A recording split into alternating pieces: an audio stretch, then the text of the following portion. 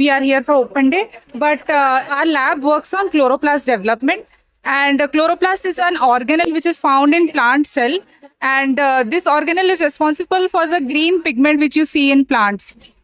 And one of the key functions which happens during which happens in this organelle is called the photosynthesis. And many of you must be familiar with photosynthesis, right? So during photosynthesis, three components are responsible. One is carbon dioxide, one is your light, and the other one is your nutrients from soil and water. Four components basically are responsible for photosynthesis. The end product is glucose and oxygen. So our lab doesn't focus on photosynthesis per se, but we focus mainly on chloroplast development. So we have two conditions here. One of the plants were grown in light, so this is green in color. But the other plate we have here is pale in color because there was no light. We have grown this in specifically in dark condition. You see that the seedlings here have a very peculiar phenotype. They have elongated hypocotyle, and apart from that, it also has a pale phenotype. But over time, when it captures light, it becomes into a green form. It turns into a green form called the chloroplast.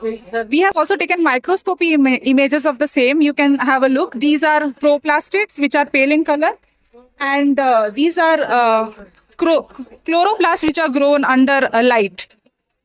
There are other forms of plastids as well. These are from the very famous yellow flowers which you'll see around the campus. We have collected samples and we have observed it under microscope. And these are another form of plastid, which is from your basically tomato peel.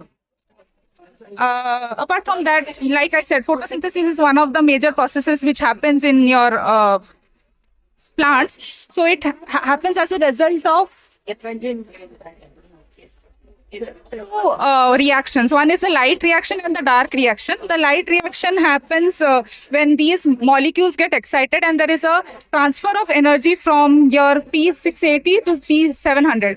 And this is a non-cyclic photosynthetic process. And you can see you would see in a plant cell, this would get transferred over time.